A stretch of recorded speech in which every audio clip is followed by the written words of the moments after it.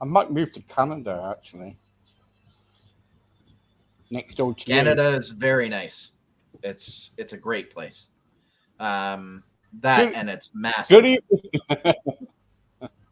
good evening, good evening. I was just about to wind Warren up because that's who's I've got tonight. I was going to say I was going to move next door, and you won't be able to go far then do this podcast then. That's Just be able right. to, That's right. I'll just walk over to your place. yeah, that'd be good. Anyway, I hope everybody is well and hopefully everything is going on okay with everybody. We're talking Mm, about temper tonight. Now, I tell you what, my children, when they were younger, if they didn't get what they want, they used to kind of like hit the door, hands and feet on the floor, begging, trying to get the attention and everything. yeah, What was your children like when they had a bad temper? the same, the same tantrums, that kind of stuff. It's um, lots of yelling, crying, dropping to the floor, that kind of stuff. It lasted for a long time. Mm. And one day I said to someone, I said, how do I get rid of this bad temper? And I said, well, just don't take the notes of them. If they kind of like keep wanting and wanting, just kind of like just ignore them. But Yeah. surely that's not the right thing to do, is it? Well, a lot of the time it is. It's not. You don't necessarily want to reward that activity with the attention that it's seeking. But it is also important to understand that that is a normal stage that every child goes through. Like Right. a lot of Okay. people think their children are just angry or vicious or temperamental kids, and it's just a normal stage that every child has to go through. They're pushing the boundaries in order to understand what society will accept. And so by having firm but realistic boundaries with regards to what they can get away with from a temper perspective, you are essentially helping them to understand social boundaries so that their engagement with other people later on in life is structured by those boundaries. So ignoring it is a good one. Removing them from the situation is another. Having clear and explicit directions as to what they need to do is another thing. Very short timeouts when they get into that type of a mood where they can still see you, but they're not included in an activity for 5 minutes is a great way to do it. Um, Yeah. yeah. When I was younger myself, I used to kind of like either be sent to bed, be sent Hmm. to my room, Hmm. right? Um, or get ignored at, or I remember going to my mum and saying, please, please, and Hmm. she said no. She said no, bye, and she just used to let me kind of like, hit the floor and all that. I said, carry on, carry on. Yeah. Then, when she got fed up, she said, right, get to bed. I said, I don't want to listen to you no more. And the trouble is, do you think now, where children is concerned, it's more relaxed now that parents are more, what can I say, spoiling them, or probably? um, that's a really good question because my kind of like initial response to that is yes, parents spoil their kids now, but uh, the advice that is being given now has changed to I'm now a caveat that I'm not a believer that you should never say no to your kids. I think no is a powerful word that they have to understand. It involves consent. It's an incredibly important word for kids to understand. Um, but I think we have said no too often as parents historically. We haven't Mm, listened to kids and understood what it is that they're really asking for. Our immediate response has been no, right? Because it's either it's something we didn't get as kids or something that we just don't want to put the mental or physical energy into doing at this time. And so our automatic response is no. That I think is a problem. yeah. I think that, and we've talked about this many times, that communication aspect is key, and understanding what your kids want, why they want it, and then addressing the root cause before the tantrum happens is the best way to go about it. But I think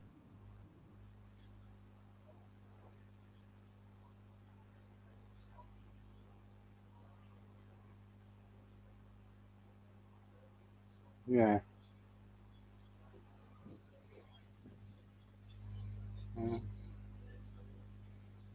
Seems to froze.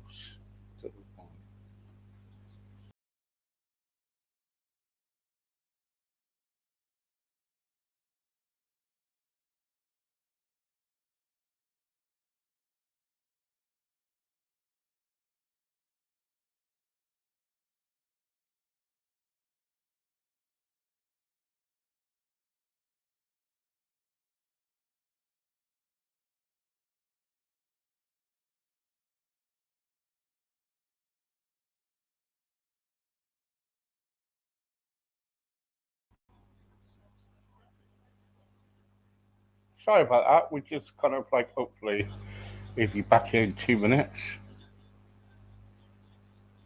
We just got cut off for some reason.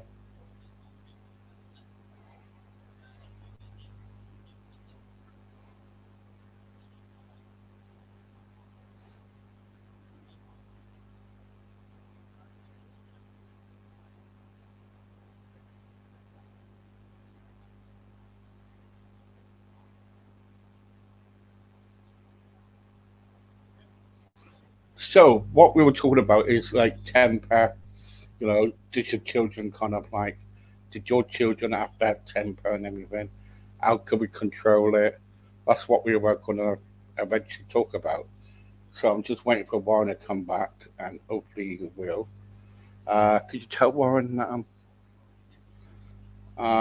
So anyway, so I think many of us, when we were younger, we had a tantrum, didn't we? We all kind of like had those moments where we went to our parents and we wanted something, but they didn't give you it, and but we kind of like got bad tempered and we kind of like said, well, you've got to give it to me. I want it now. I want to go out, or if you ask your mum for money or your dad for some money, and they said no and things like that, and you kept bagging them, banging them, and in the end, sometimes they could give in and sometimes they don't. You know, so um,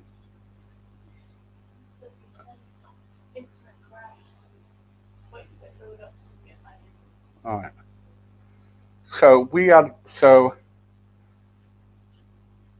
really the thing about kind of like having a bad temper really is like every one of us in our life always have a bad temper, and it's true. Even our parents had it when they were younger. We'll never get by without having a bad temper. Now, in the I was reading something today when I came back that about bad temper on a page, and it said every month one person in your family will have um, a blowout or a bad temper, or they will, I don't know, freak out, say, and every month that will happen. Now, I haven't got a clue how that happens or anything, but that's what it said. What was your bad temper? Did you have a bad temper when you were younger? What was it like? How did you cope with it? Did you get what you want of your parents, or uh, or people who were looking after you? Did you get what you want? Come on and let me know. Tell me, and tell me what you think about kind of discipline about with the children concerned. I remember kind of like when I was young, me and my sister used to fight over that There you go. Sorry about that. Good old That's technology, right. hey? That's right. So anyway, so when I was, I'm just talking to Yeah. my. So when I was younger, if me and my sister had a fight, you know, the either if she kind of like say took the head off my action man, say, or something like that, I would get really bad tempered. Then kind of like I will kind of like have a go at her, and we'll have a fight and everything. Then both of us with bad temper, then it'll probably spread in the family when everybody gets and that's what could happen. Does that happen in your household? Oh,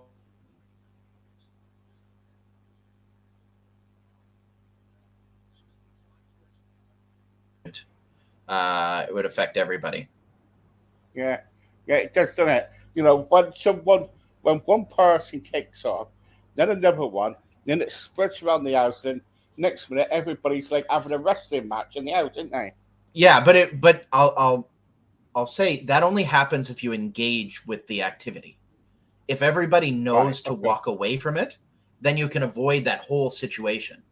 So, like what you were talking about earlier, the idea of kind of ignoring it, right? If you have taught your other kids to not engage with that type of behavior, you're not going to get that spiral. Right. Okay. Yeah. Because Warren, I always said to my children, I said, look, don't go. Yes is yes, no is no, Yeah. and that's it. And all right, I did spoil my daughter when she was younger. I must admit, we all do, don't we? We all spoil, especially as men, we do. Yeah. Kind of say, there you go. The next minute, our wives will have a go at us and say, "What do you do that for?" I'm trying to teach her a lesson or whatever, or vice Mm-hmm. versa. You know what I mean? Yeah, I Um, do. but but children are kind of like they will play up until they get something. Yeah. Until they get what they want. I don't know if it still happens in your household. Yeah, they do.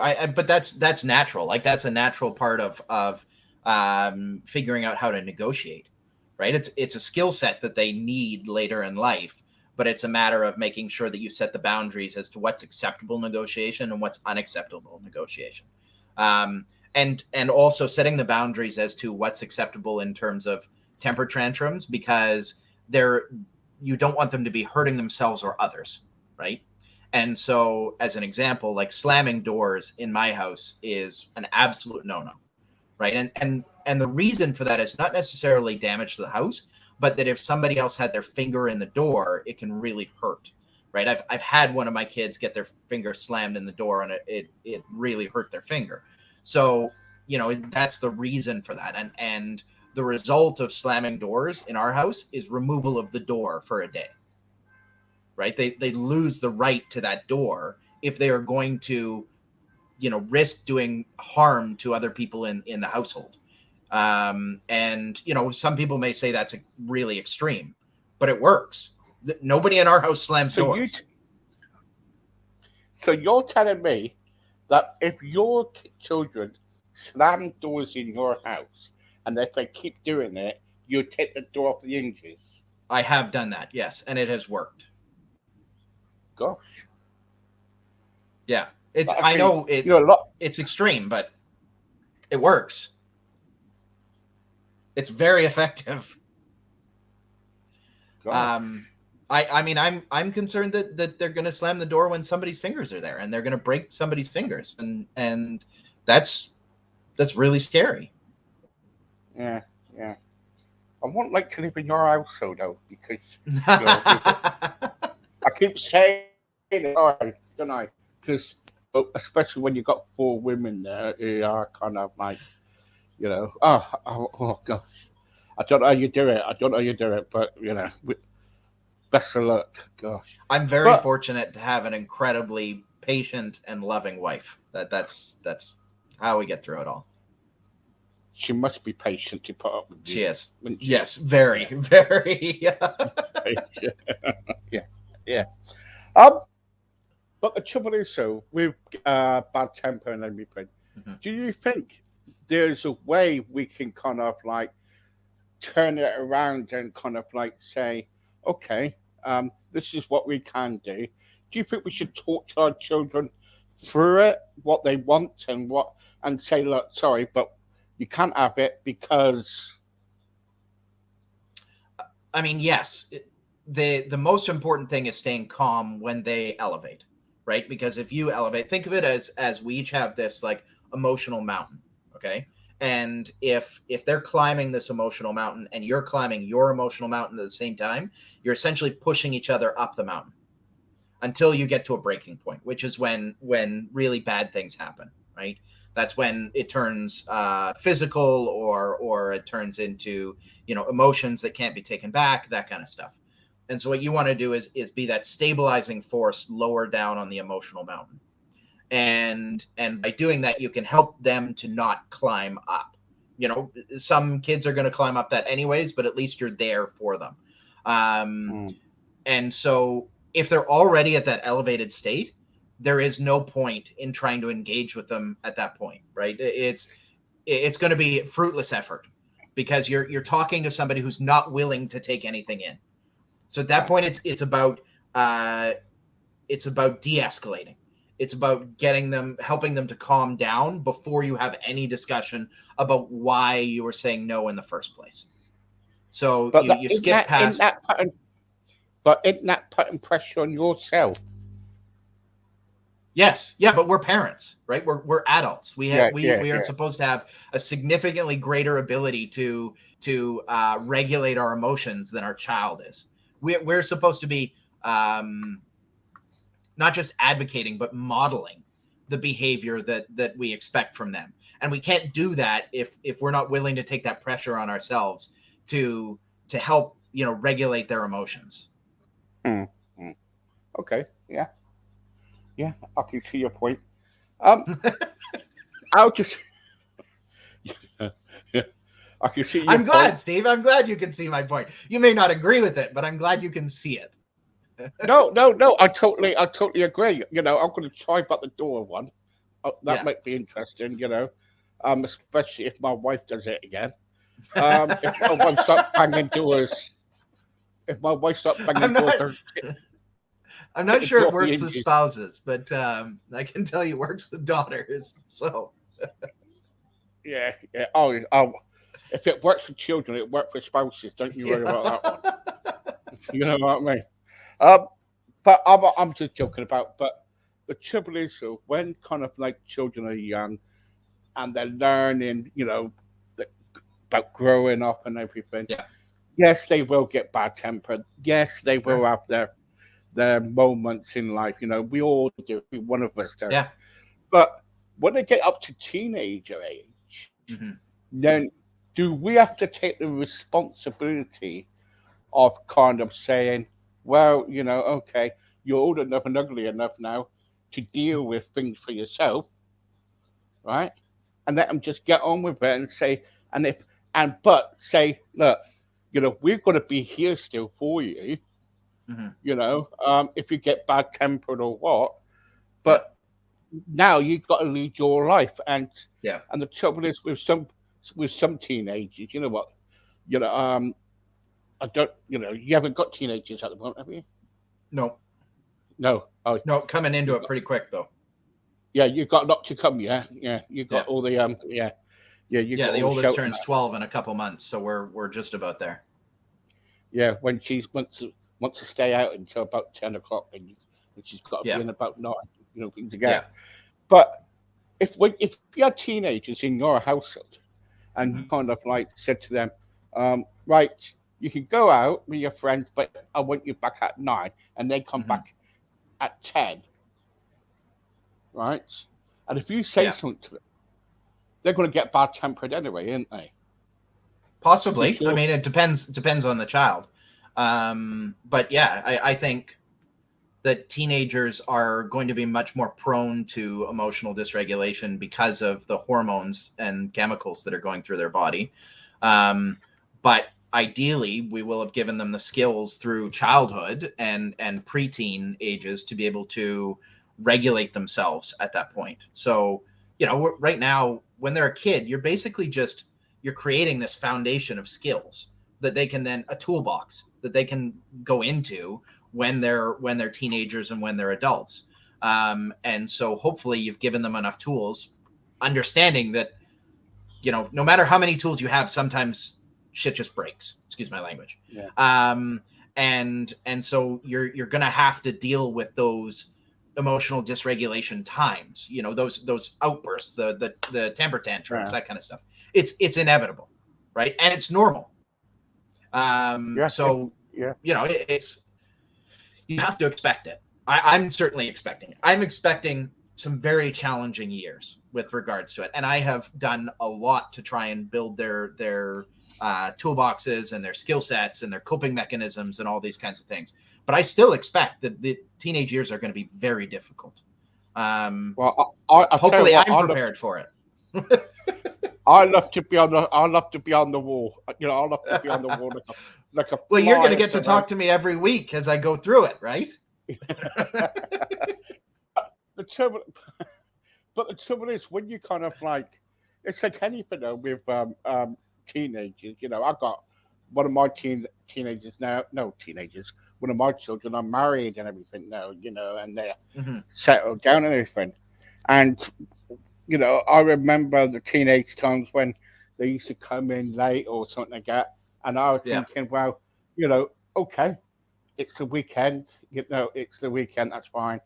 I'm okay with it. But my wife was like saying, well, you've got to show a bit of responsibility, and when you say something, you got to mean it. You know what I mean? Mm-hmm. But I was like the person you should spoil them. You know what I mean? So, but as fathers do, sometimes we do. Yeah. Well, or mothers. Like you typically have that in a household where one parent is going to be more strict than the other, right? Because parenting is a spectrum from authoritarian all the way down to neglectful, right? You've got authoritarian, authoritative, permissive, neglectful, and then you've got these other parenting styles like helicopter parenting and that kind of stuff, free range parenting. And so, inevitably within a relationship, you're going to have slight variations on parenting style and what somebody deems acceptable, another person deems unacceptable, that sort of thing. It's just a matter of making sure as parents you get on the same page at some point and make sure that you're a cohesive unit when it comes to things like discipline and morals and ethics and setting expectations, that kind of stuff. Yeah. And also what I find is pocket, we talked about this before, pocket money, if you don't give them the right pocket money, they just kick off, don't they? They really do. They really kick off. And they can, when they do their chores, and if they don't do the chores, and then, I would just, duck some money out of their pocket money, you know what I mean?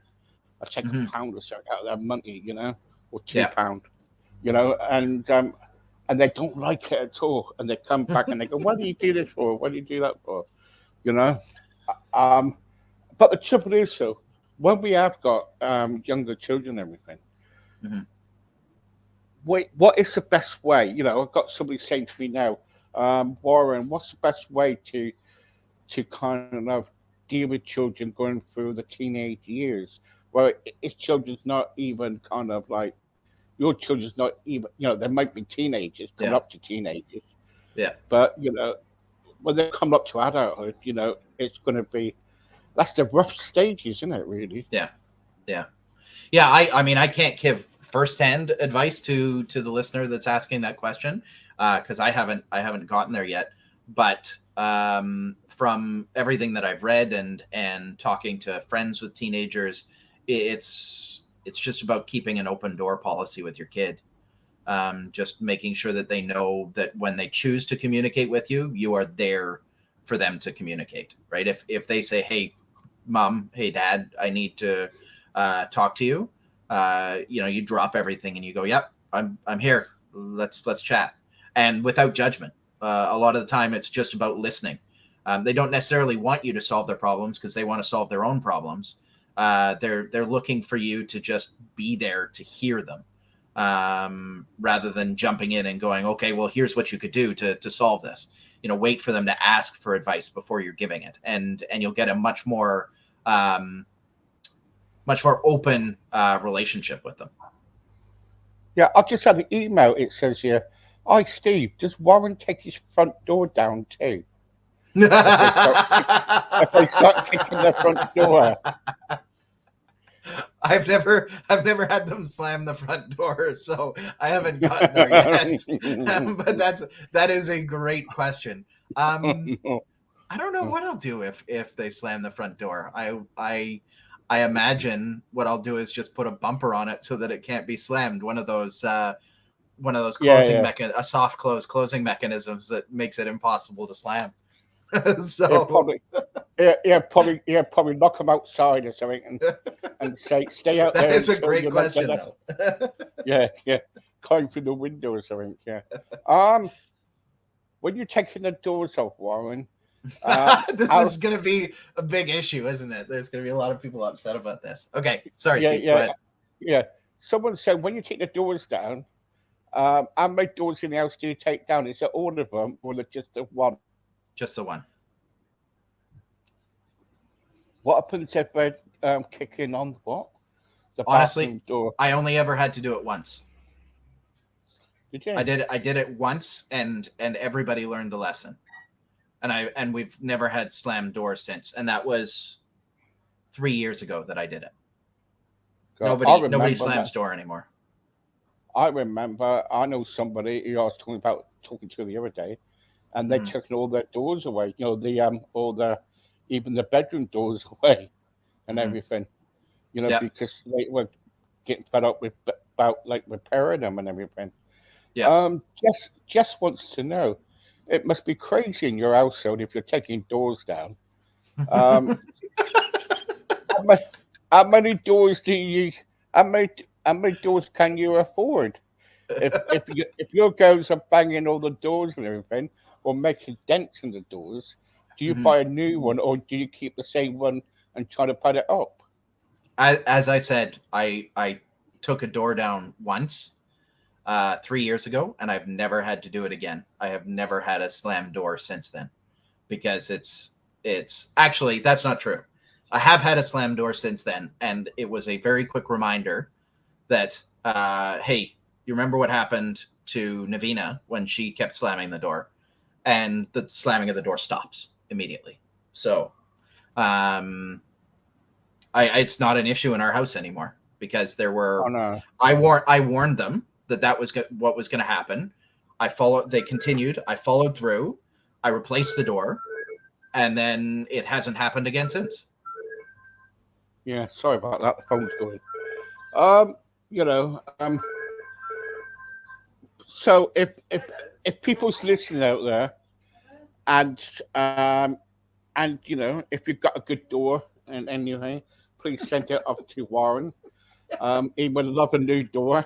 And I think the door thing is a good example, more of setting boundaries, following through on that boundary, right, and then removing the discipline, right? It's not about punishment.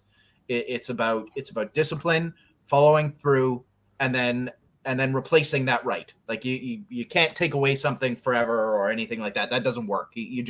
Then you've removed your ability to moderate the situation by using that tool. So I did it once. The door came back on, and it's never happened again, right? Because the kids know that is the boundary. Okay. My 16-year-old daughter, Natasha, painted her room black. She is involved in some rubbish. All right, okay. And she thinks she's a goth, so she painted her black. When she was on a camping holiday once, I went in with me and my husband, and we painted it orange. She kicked off like hell. She kicked off like hell. So when we were away in Paris one day, my daughter, lovely daughter, decided to paint our bedroom red. completely red. Although there are what £360 wallpaper. Um, gosh, God. We back home. We found out the room was all red. She even kind of took some stuff out and binned it, like pillows, cases, everything else like that. When asked about why she did it, she said, "Well, Mum, you did our room black, so I'm going to do yours red." You know. In the end, we had to take the garage door off. Garage door? The garage door off because it was electric, and she was messing about with the electric door and got her finger jammed into the door. God. So what's God? Well, the trouble is, though, the trouble is people, children do kind of like do get bad temper, don't they? And Yeah. Well, I'll say to the person that wrote that, that's a pretty common sort of conflict within a household.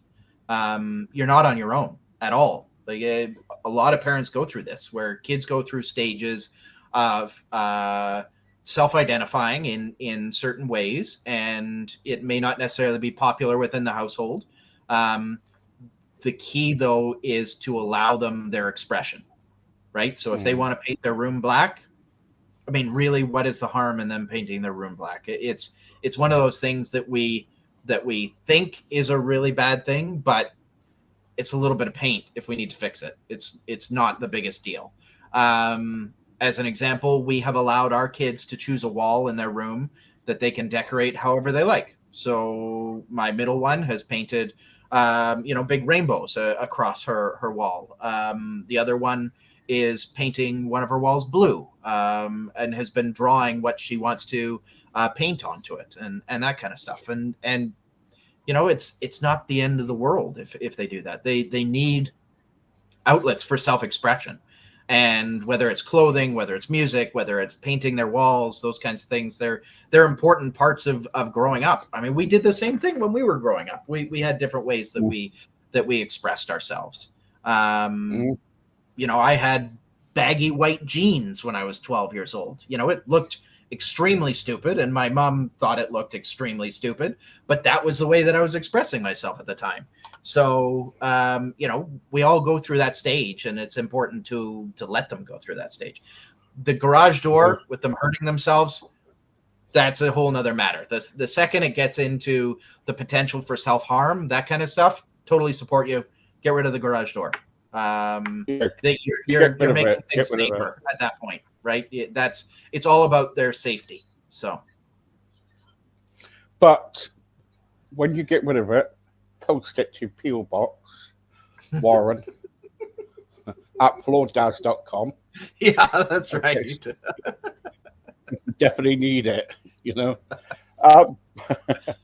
But anyway, so thank you so much for joining me. Anytime. Really good. Love it. Good. And what would you say if children are, being a pain in the backside to the parents and they've got bad temper? What do you advise? Calm down, carry on, and understand that you're not alone. All kids go through this. It's just a part of kids growing up. We all did it when we were kids. Try and model for them what you want to see them behave.